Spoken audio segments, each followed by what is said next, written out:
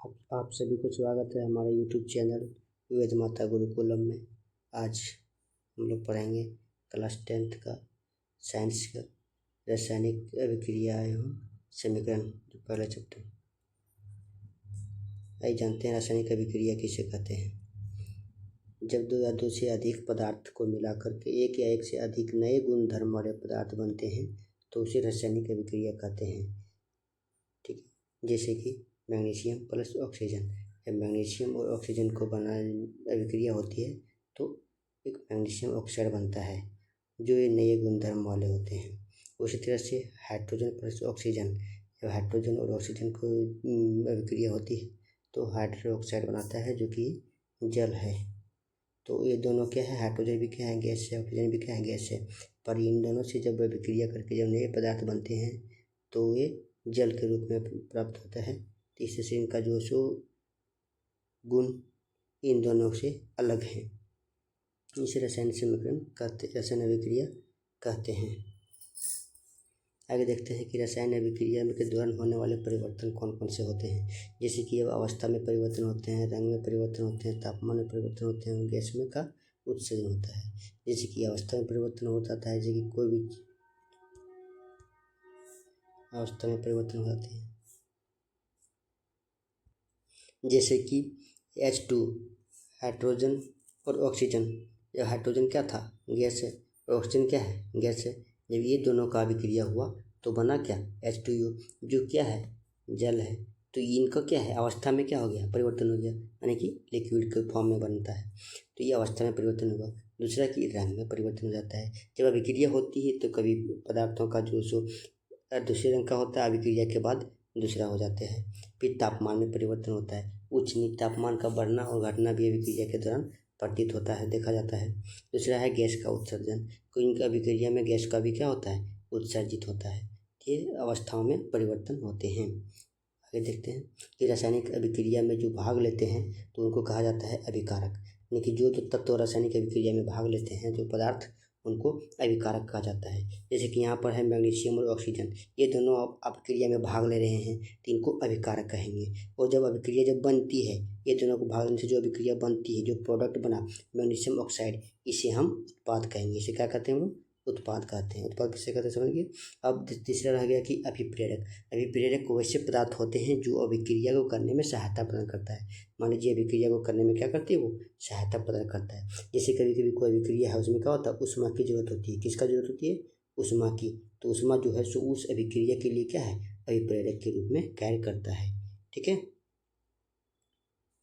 अगर रासायनिक समीकरण जो है सो क्या है, केमिकल इक्वेशन क्या होती है।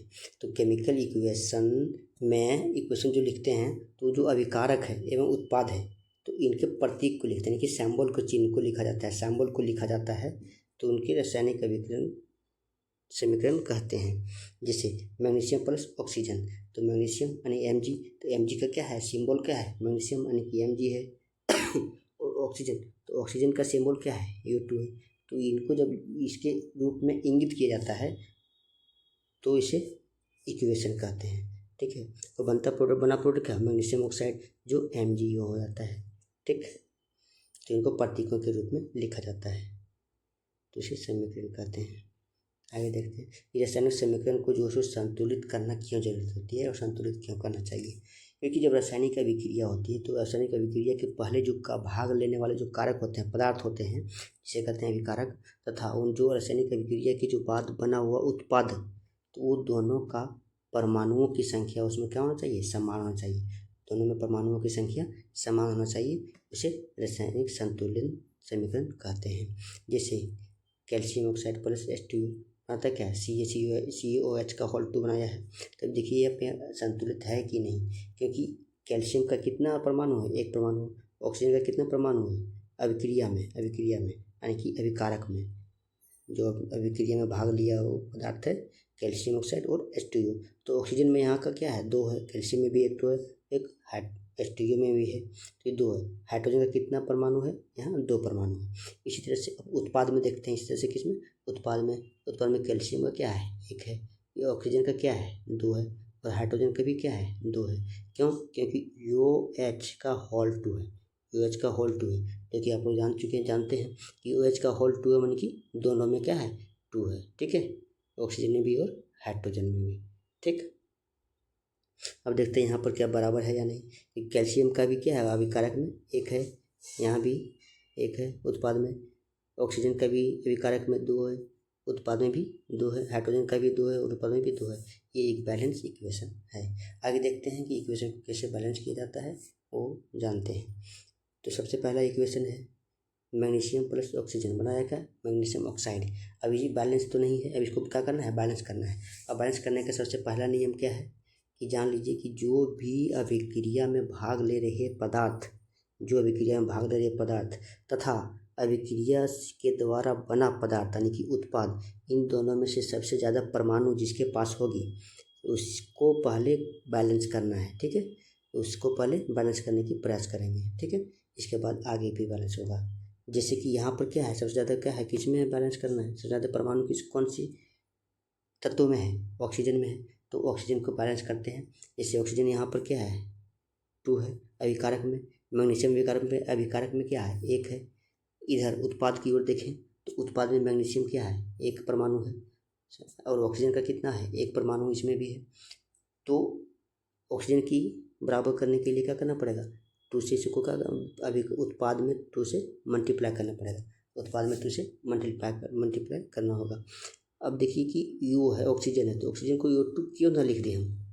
मैग्नीशियम का उत्पाद बराबर करना है तो Mg अगर 2 करना है तो Mg2 क्यों ना लिख दें हम। तो ये इस तरह से नहीं लिखा जाता है। ठीक है, इस तरह से नहीं लिखा जाता है, तो इसको मल्टीप्लाई की जाता है। ऑक्सीजन है तो इसको 2 से मल्टीप्लाई ही किया जाता है। ये Mg है, अगर इसमें दो परमाणुओं की संख्या को वृद्धि होनी है तो इसमें कोई भी क्या करना है 2 से मल्टीप्लाई करना होगा। ठीक है, आगे देखते हैं। ये 2 हो गया।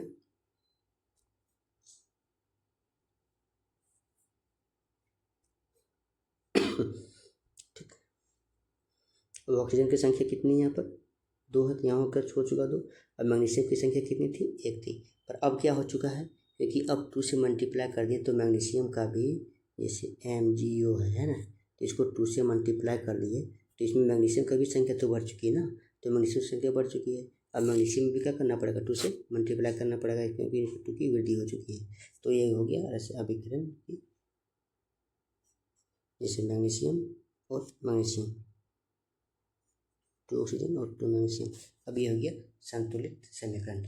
अगला समीकरण क्या है देखते हैं। अगला है हाइड्रोजन प्लस ऑक्सीजन, बनाता है का हाइड्रो ऑक्साइड। अब हाइड्रोजन का कितना परमाणु है 2 परमाणु, ऑक्सीजन का भी 2 परमाणु है। ये उत्पाद में भी हाइड्रोजन का 2 परमाणु है और ऑक्सीजन के कितने परमाणु है 1 परमाणु है, ऑक्सीजन की 1 परमाणु है। ठीक है, तो इसको बैलेंस करने के लिए देखिए ऑक्सीजन में इधर 2 है और उत्पाद में 1 है, तो इसको क्या करना पड़ेगा 2 से मल्टीप्लाई करना पड़ेगा ना, 2 से मल्टीप्लाई करना पड़ेगा, है कि नहीं।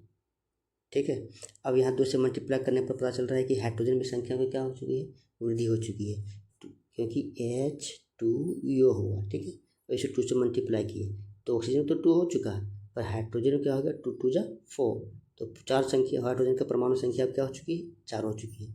तो इसको बैलेंस करने के लिए क्या करना पड़ेगा हाइड्रोजन में भी 2 से मल्टीप्लाई करना पड़ेगा। ठीक है, तो ये हो गया बैलेंस इक्वेशन, यानी कि 2H2 प्लस CO2 बना के 2H2O। ठीक, आगे देखते हैं। अगला समीकरण है संतुलित करने का, इसको सीख लेते हैं। तो अगला समीकरण है क्या C6H12O6, जो ग्लूकोज का है फॉर्मूला। किसका सूत्र है ग्लूकोज आप लोग जानते होंगे। ग्लूकोज प्रकाश संश्लेषण की क्रिया में आप इस समीकरण को देखे होंगे, है ना। तो ग्लूकोज, इसको हम लोग समीकरण को संतुलित करने के लिए सीखेंगे। आइए, जैसे कार्बन की संख्या परमाणु संख्या कितनी है यहाँ पर 6 है, हाइड्रोजन की कितनी है 12 है, ऑक्सीजन की कितनी है 6 है, और 6 और 2 8 है। सॉरी, ऑक्सीजन की कितनी संख्या है बच्चों 6 2 8 8 ही परमाणु है। उसी तरह से उत्पाद की ओर देखें तो उत्पाद में कार्बन की संख्या कितनी है 1, ऑक्सीजन की संख्या कितनी है कार्बन के साथ और हाइड्रोजन के साथ, यानी कि 3 से है, और हाइड्रोजन की संख्या कितनी है हाइड्रोजन की परमाणुओं की संख्या 2 है। अभी देखिए ये तो बहुत सारा अंतर है इसमें, इसको क्या करना पड़ेगा हम आपको बताएं क्या है कि इक्वेशन को बराबर करना है, बैलेंस करना है, तो सबसे पहले जीवन तत्व में जिस तत्व में सबसे ज़्यादा परमाणुओं की संख्या है उस तत्व को सबसे पहले बैलेंस करने का प्रयास करेंगे। ठीक है, जैसे कि हाइड्रोजन सबसे ज़्यादा यहाँ कौन सा है उत्पाद में, अभिकारक में देखिए सबसे ज़्यादा हाइड्रोजन में है ना, 12 परमाणु है। तो इसको बराबर करने के लिए क्या करना पड़ेगा, बैलेंस करने के लिए यहाँ जो हाइड्रोजन है इसमें क्या करना पड़ेगा, 6 से मल्टीप्लाई करेंगे, क्योंकि 2 है तो 6 से मल्टीप्लाई करेंगे तो 6 2 जा 12 हो जाएगा ना, 6 2 जा 12 हो जाएगा। ठीक है, अब देखिए दूसरा क्या देखते हैं, कार्बन में कितने संख्या है, 6 है। अभी तो लिखे थे ना हमने, कार्बन में कितने परमाणु है, 6 परमाणु है। पर इधर क्या है, कार्बन में कितने हैं, इधर 1 है। तो इसको क्या करना पड़ेगा, 6 से इसमें भी मल्टीप्लाई करना पड़ेगा। ठीक है, आगे बढ़े। ठीक है, अब देखिए कार्बन हो गया और हाइड्रोजन हो गया, तो 12। अब देखिए करते किसका, ऑक्सीजन का। अब देखिए बच्चों कि ऑक्सीजन का जो है तो यहाँ पर संख्या क्या हो चुका है, बढ़ चुका है। क्यों, क्योंकि 6 2 तो पहले था और अब 6 मल्टीप्लाई कर दिए तो क्या हो गया, 6 2 जा 12 हो गया। और इधर भी देखिए है H2O में तो 1 था, अब क्या है 6 इसमें भी मल्टीप्लाई कर दिए हैं तो क्या हो गया, अब 6 ऑक्सीजन हो गया ना, यानी कि 18 हो गया। इधर उत्पाद में कितना हो गया है, 18 हो चुका है। तो हमको भी क्या करना पड़ेगा, अभी पहले इसमें अभिकारक में भी क्या करना पड़ेगा, 18 करना पड़ेगा। पर अभी अभिकारक में भी क्या था, कितना है, 6 2 8 है, ऑक्सीजन है कितना है, 8 है ना। इसको करने के लिए 18 करने के लिए क्या करना पड़ेगा, ये जो ऑक्सीजन है ये 2, उसमें क्या करेंगे 6 से मल्टीप्लाई कर देंगे। तो 6 से मल्टीप्लाई हो गया तो क्या हुआ, 6 दूनी 12 हो गया, और ये 6 12 और ये 6 कितना हो गया, 18। ठीक है, तो ये हो गया इक्वेशन बैलेंस। इक्वेशन क्या हो गया बच्चों, बैलेंस हो गया। ठीक है, समझ गए यहाँ तक। आगे